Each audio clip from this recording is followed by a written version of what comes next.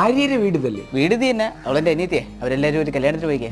എന്ത്? ഓ, ഒരു രജിസ്റ്റേർഡ് ഉണ്ടായിരുന്നു, അതാണ്. ഓ, വല്ല ATM കാർഡും ആയിരിക്കും. അല്ലല്ല, ഇതെന്തോ ഗവൺമെന്റ് ജോലി കിട്ടിയതിന്റെ. അതങ്ങനെ? ഞാൻ ഇവിടെ 8 കൊല്ലം കൊണ്ട് PS ചെയ്തല്ലേ, എനിക്കൊന്നും വന്നില്ലല്ലേ. അവൾ ഒറ്റ തവണ എങ്ങാണ്ട് എഴുതിയിട്ടുള്ളൂ. ഒന്നുകൂടെ നോക്കിയാണ്. ഇത് അപ്പോയിന്റ്മെന്റ് ഓർഡർ തന്നെ. ആളപ്പോ വരും. അവര് വരാൻ ലേറ്റാവും. വേണമെങ്കിൽ ഞാൻ കൊടുത്തേക്കത്. നേരിട്ട് കൊടുത്ത് ഒപ്പിട്ട് പോകണം, അതുകൊണ്ടാ.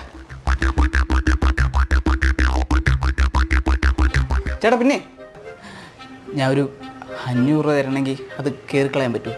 നിനക്ക് നാണം ഉണ്ടാടാ, നാറി. ചേട്ടാ, ഒരു 1000 രൂപ ചേട്ടാ. എൻ്റെ അവസ്ഥ അതാണ് ചേട്ടാ. വീട്ടിൽ നിന്ന് ഇപ്പം ഉടുക്കാനും തിന്നാനുള്ളൊക്കെ കിട്ടും. ഇപ്പം അവക്കും കൂടെ ജോലിയായെന്ന് പറഞ്ഞാൽ അതും നിൽക്കും.